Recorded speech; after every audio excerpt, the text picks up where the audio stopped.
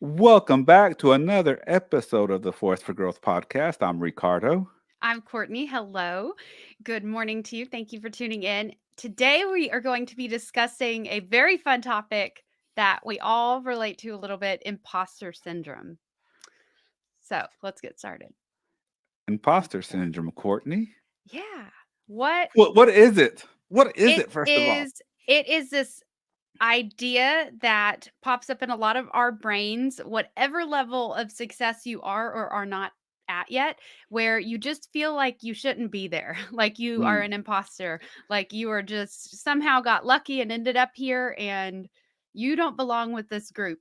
And the more time that goes on, I just see it in more and more people. And after talking to a lot of successful folks about this type thing, we all struggle with this. It doesn't matter what level we're at. And so it's just, I've come to the conclusion we're all winging it. So it's just be more graceful with yourself. Like, just forgive yourself, allow yourself to take the chance. So all these things fall in that category, but imposter syndrome is a trick. mm. Yeah. So let me tell you. Let me break it down. What is it I really? looked it up. So I found one definition that says imposter syndrome is loosely defined as doubting your abilities and feeling like a fraud. Wow. But Doubting your abilities. according to the American Psychiatric Association, the APA, they call it the imposter phenomenon, and they said it occurs among high achievers who are unable to internalize and accept success, Ah, often attributing their accomplishments to luck. wow. Wow. That's an eye opening one. It It kind of is. hits you in the face. It Spot on. is. I'm glad I don't believe in luck though. Yeah. I There's don't. I no, don't. Uh, but you know what? But what is really luck? When we talk about this thing that's luck, and we throw it out there, aren't we just kind of saying that the success happens to us because of something outside of us? mhm, mhm. Isn't that what we're kind of saying? That Yeah. call it luck, call it the universe, call it manifestation, call it whatever. We're trying to attribute our success and our achievement on something outside of us that made it happen. Mhm. And I see this a lot with people thanking God as well, or their religion, which is, all of these things might have played a role in it, but who made it happen? Or, You did. you can thank God all day. God gave you the abilities to figure it out and to do something, right? So yeah, it's that handing over the credit to something else Outside of you, outside of you. Yeah, it's a outside big of you. one. This is You know, massive. we're all needing help. We all need inspiration. We all need resources. We all need skills. We all need these things. But at the end of the day, who is responsible for your own personal success? Me. Yes. Yes. Yeah. Luck is Yes. just whenever the world finally gets to see what you've been working on for years behind closed doors. Let me That's tell you all. though, the opposite of that is taking responsibility for your own failures. Oh, this is So big. if you're not capable of taking responsibility for your own failures, how are you going to take responsibility for your own success? Hence, creeps in imposter syndrome. Mhm. Break it down, Courtney Carr. Yes. Okay. Imposter syndrome. So I joined the MLM world a little over 10 years ago, and a lot of us are taught fake it till you make it. And for Mm, years, like there are probably people listening to this right now that I have told and given advice to just fake it till you make it. But I've learned some things and I tripped over some lessons that this hit me, and it's a big deal to me, and it's really turned some things around for me. So the fake it till you make it doesn't work because one, you don't have to fake anything. Just newsflash. Now we'll talk about confidence in a second, but you don't need to fake you. You don't need to fake who you are. You need to actually show up, like try, fall, get back up, do it again. You actually need to grow through it, go through it, pursue through that. And so don't fake yourself. The other problem is just this idea that, let's say we do start off our goal or our career or whatever as faking it till you make it. Is there ever a time where you stop and you're like, I've made it? I'm going to lay that down? No. Literally, we're a decade into our careers sitting there wondering why we still feel like an imposter when you look at it. we're still identifying as a faker, still identifying as a fraud. Fake it till you make it. In order to say fake it till you make it, you have to identify that you're fake. That's a dangerous mindset thing. You don't want to do that. Like, I can't emphasize that enough. There's nothing fake about you if you're genuinely interested in something and want to pursue that. You don't need to fake it. We see it a lot. Don't worry. Like, I guarantee you on all of our own social media scrolls, we can look and be like, oh, they're just faking that. And so it doesn't work as a marketing ploy either. People are wise to it. That's a third reason it doesn't work. Your clientele is smarter than that. And they want a real human. They want to talk to and connect with a real human, not some perfect little thing that you're spouting off numbers that aren't really yours or this or that. Like, we just need to stop. Like, you don't need to be like anyone else. You need to be the best version of you. So, which involves absolutely not faking it, which involves showing up vulnerable, showing up authentic. You're not going to be a newbie forever. You will learn fast if you apply yourself. So, and then the other tip is what to do instead is you just actually got to build your confidence. So, I just want to remind everyone of the formula for how to build or break your self confidence or your self esteem. Whenever you are struggling with confidence or anything, it starts with the little promises you make to yourself and if you keep them or break.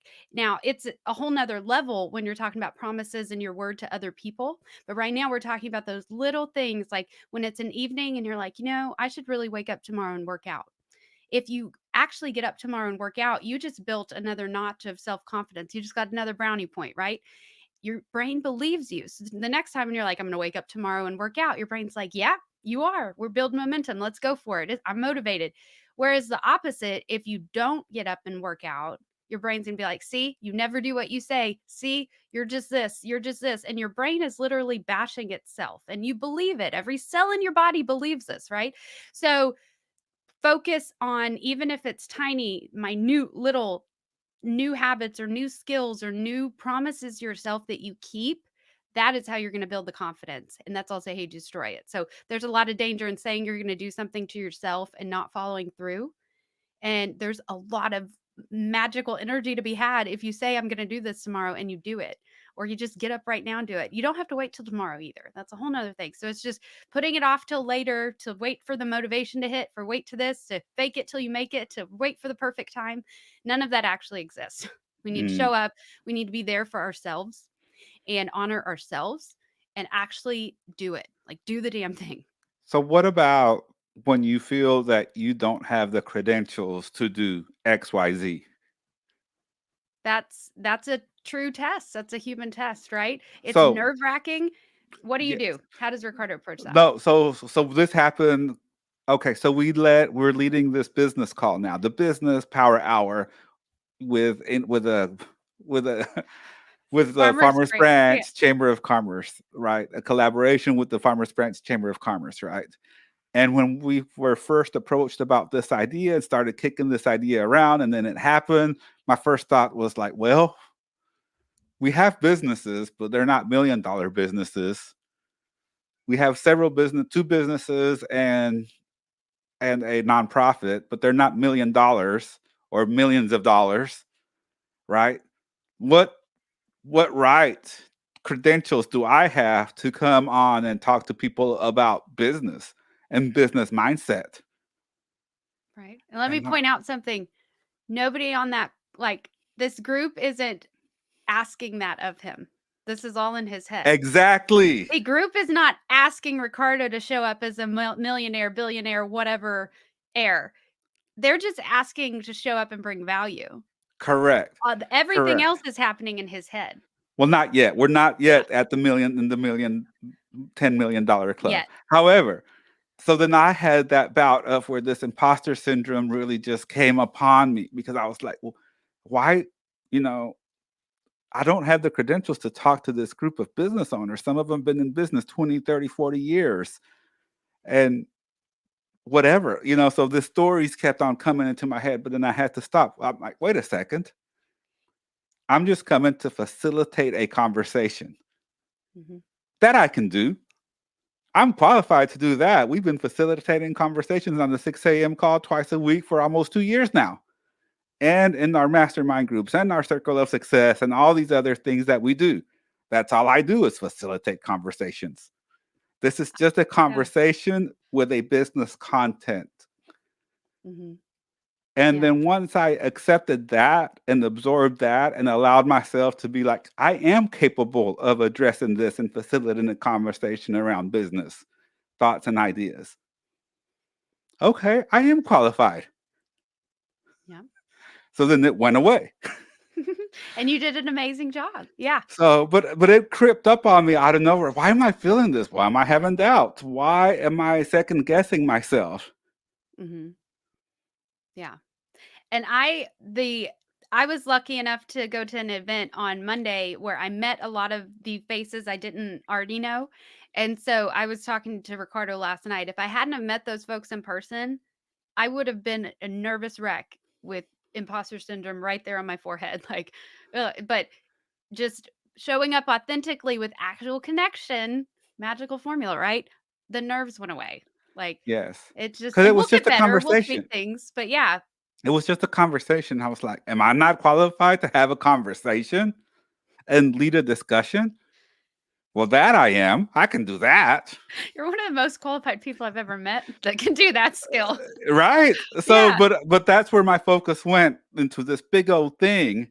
And that's what made me feel like I'm being an imposter. Mhm.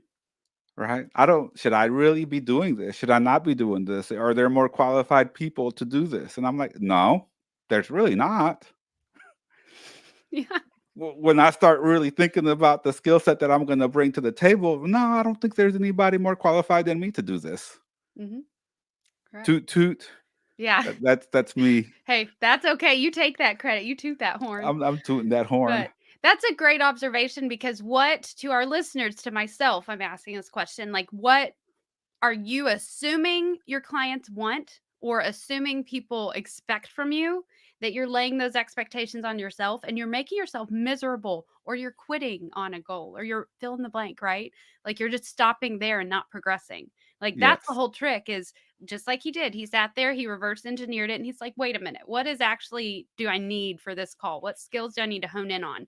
Okay. Correct. And if it was a skill he didn't have yet, he would have prepped beforehand and polished it as meant as he could before the actual time got there because there's a lot of learning you're not going to learn until you're doing it, right? Build the plane in the air. But by reverse engineering it and honing in, you don't need to have the whole picture painted.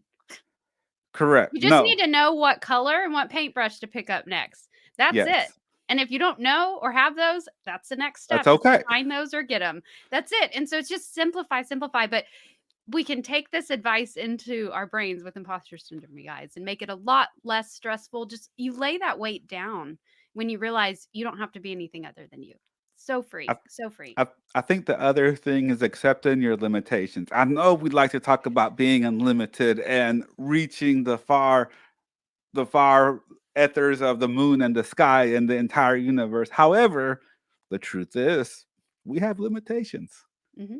If I said, hey, Courtney, meet me over here at Baylor Scott Medical Center and let's go perform a brain surgery this afternoon. Hello. Yeah, Let, pure let's life go insurance. let's go grab some scrubs and show up, go to the operating room and let's get to work. Let's get to it.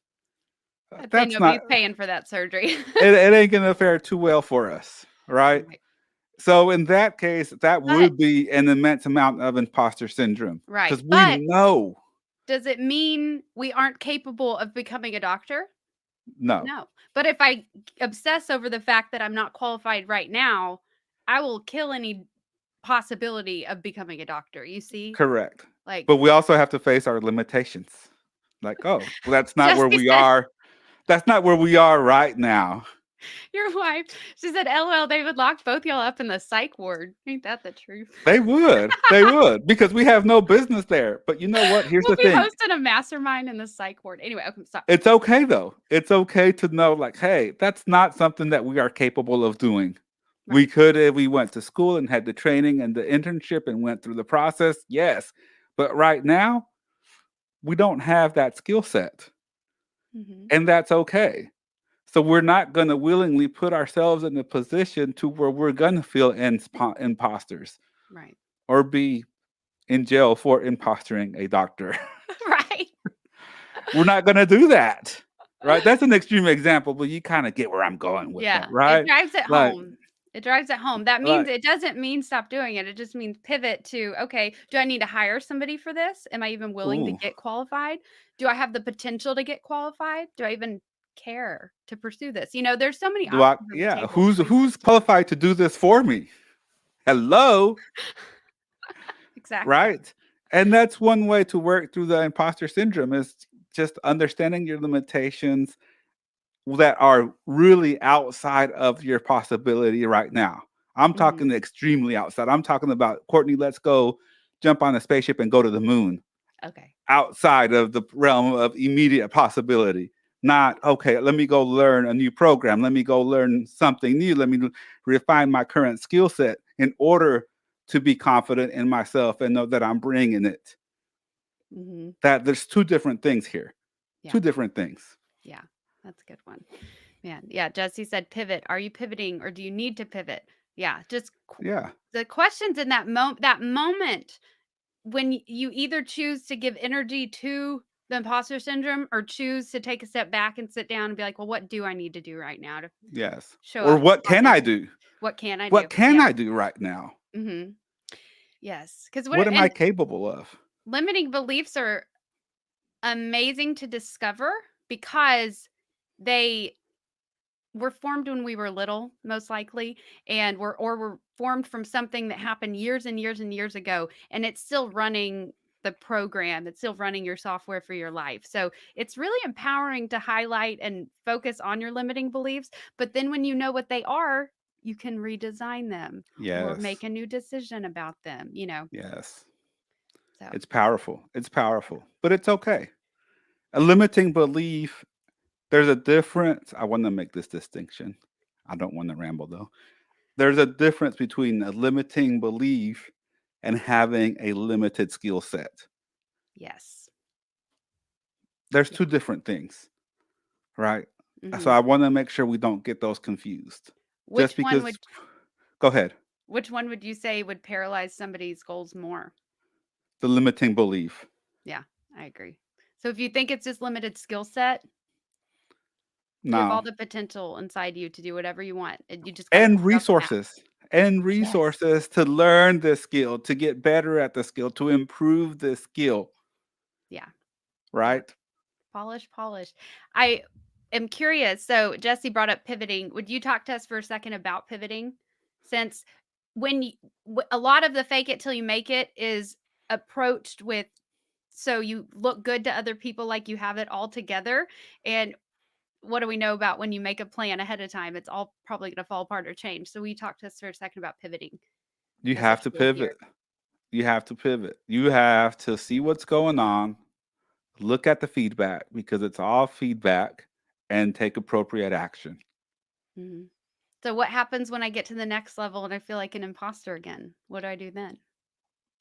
Oh man, Courtney, you're like bringing it. You're trying to make Yeah. this like a a 4 hour conversation. No, This no, is this is a but lecture now. But no, no, that's my whole point though is yeah, basically you're gonna reach another level where you're you then gonna have are. to make another decision again. Okay, am I gonna build up my skills here or I'm gonna give in to limiting beliefs? Because David Nieves and oh, it's come back to me. There's always new levels and always new devils. So you're Yes. always going to have a devil. And just like you said, it's a phenomenon that's happening among high achievers. So if you're trying to achieve something, the chances that this is going to hit you and you're going to have imposter syndrome this year, 5 years from now, you're going to hit different levels of it. So All you right, really let me got to break build it down. up. Yeah. Let me see if I can summarize this down in like 3 minutes. Are you Okay. listening? Throw me some likes if you guys are ready to hear this real quick with Courtney putting me on the spot. Like, share, I share, love putting share. Ricardo in the hot seat. Let's go. Boom.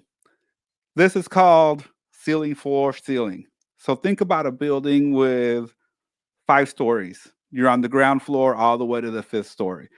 You're on the ground floor, you're working hard, you're hitting it, you're hitting the books, you're refining your skills, you're doing what you need to do, you're pushing through the imposter syndrome.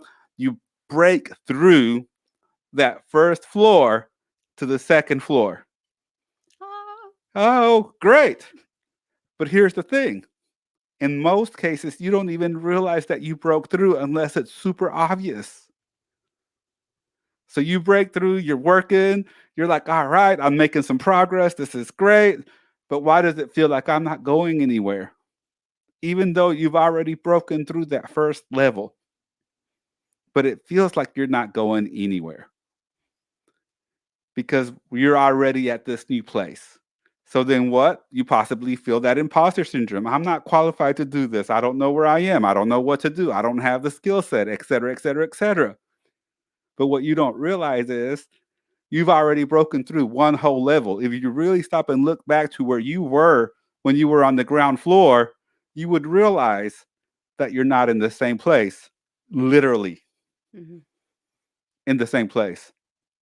So then you work and you go and you keep hustling and doing what you got to do. And now you're banging your head against that second floor between the second and third floor. And you're going and you're going and you're going. And then you finally what? Break through.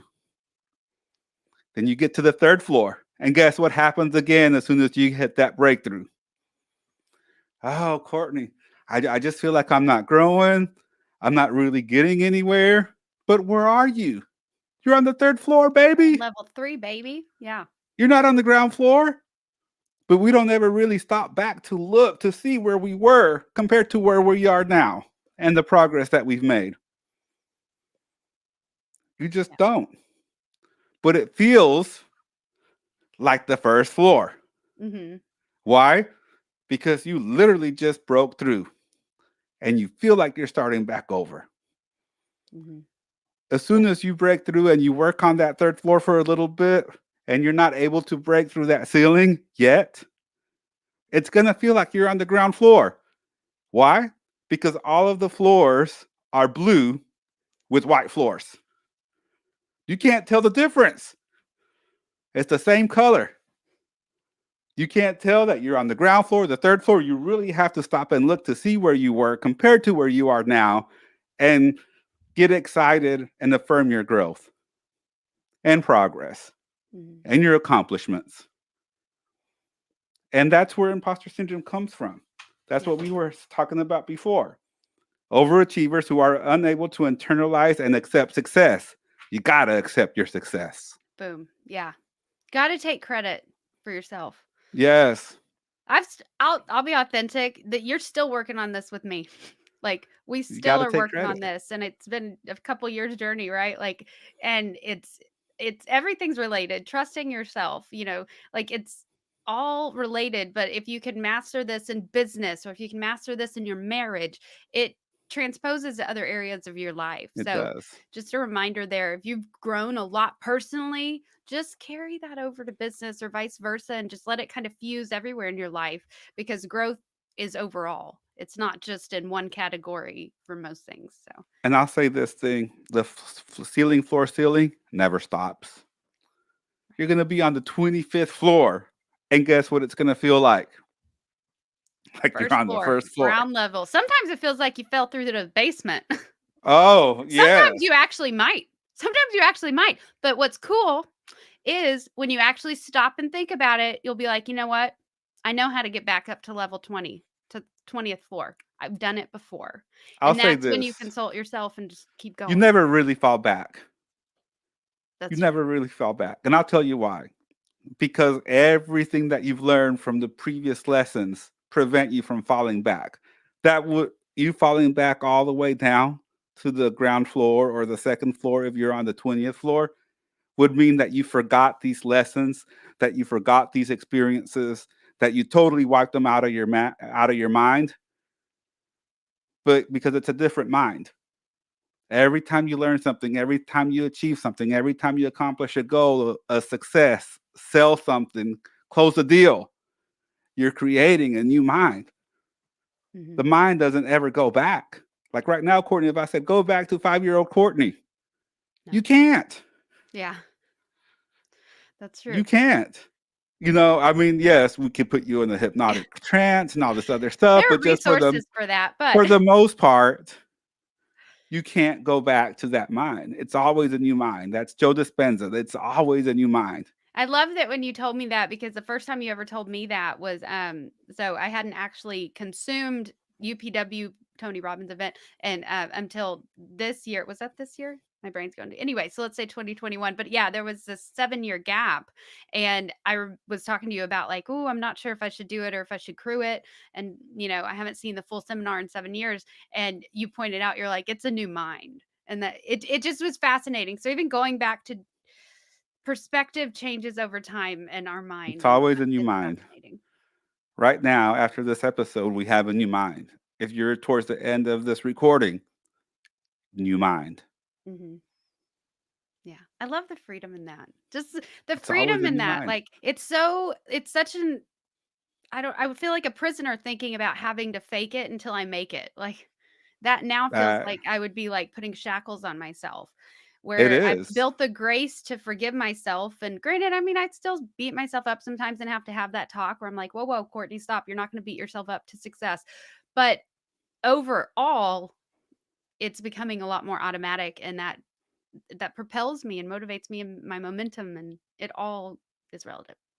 Boom. Boom. Boom. Yeah. This is a good chat. Great chat, Courtney. As always, we'll be back on Friday for another live recording. Yes. Yes. Well, Remember thank to follow us on Facebook and Instagram at Force for Growth, and always remember to be a force for good A Force for Growth. and a force for greatness. Thank you, All everybody. right. Bye.